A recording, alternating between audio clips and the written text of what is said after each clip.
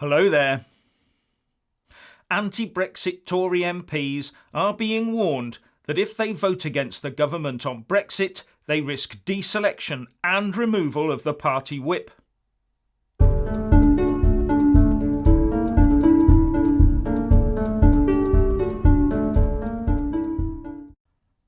Conservative Party MPs who vote against the government on Brexit issues have been warned that they will have the party whip removed and be deselected, so be unable to stand for the party in any upcoming election.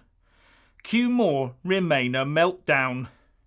And the Tory Remainer MPs' actions are, of course, not about preventing a No Deal Brexit. No, 99% of those preparing to act against their own party in government are ardent Remainers who want to stop Brexit full stop, and they will do everything they can to achieve just that. One former Tory MP, now independent, Nick Boles, said that this move proved that the hard right had taken over. He also tweeted out, "Johnson truly is Britain's Trump. There is no institution, no relationship, and no international commitment that he is not willing to sacrifice to achieve a no-deal Brexit. He is turning the Conservative and Unionist Party into the English National Party. He must be stopped." Now that did not seem to go down very well, if the replies to the tweet are anything to go by. And another former Tory MP, Anna Soubry, tweeted, "There is a growing sense of outrage, a sense this is no longer our country. This is not the British way. Suspending Parliament to stifle debate, bullying and blackmailing long-serving loyal MPs and threatening to defy the rule of law.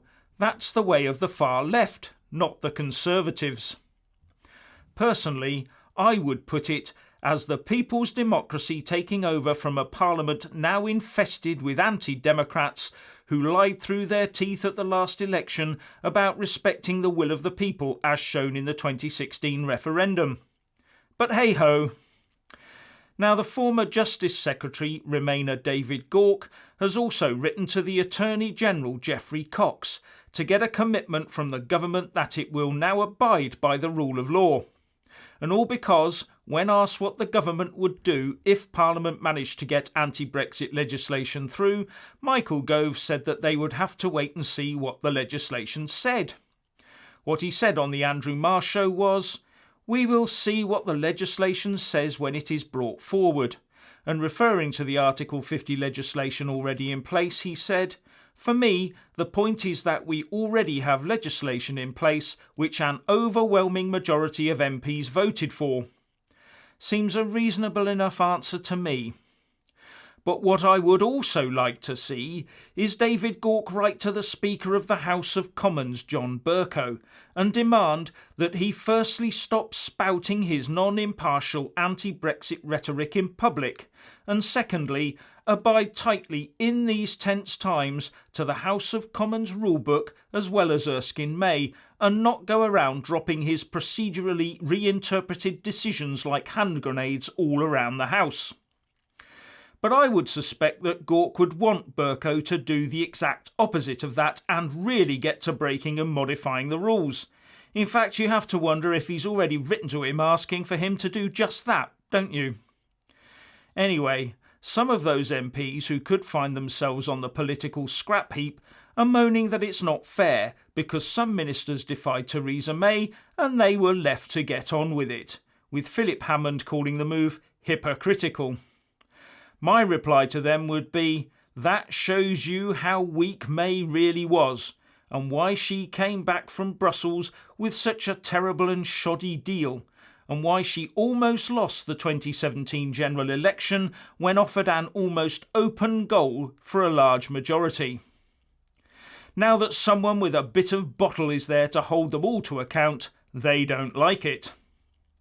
Now, there is also speculation that this is designed to try and up the pressure to trigger a general election, with Laura Koonsberg, the BBC political editor, writing, "But the nature of the threat is also a sign that Number 10 is actively considering whether they will have to call a general election, and soon.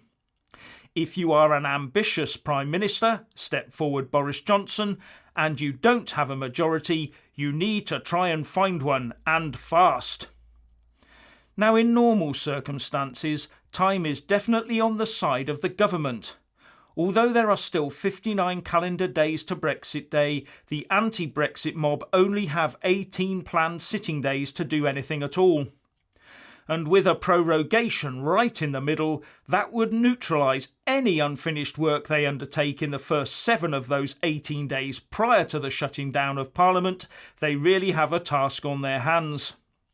But these are not normal times, and a government would not normally be faced with 3 court actions in a week on the constitutional matter of proroguing Parliament, nor having to deal with a now openly biased Speaker in the form of John Bercow. Anyway, what do you think? Please share and comment, and thank you for watching. Please do like and share this video, and also subscribe to my channel. And when subscribing, please do remember to press on the little bell next to the subscribe button. That way you'll get an alert every single time I put up a new video. Thank you very much for watching.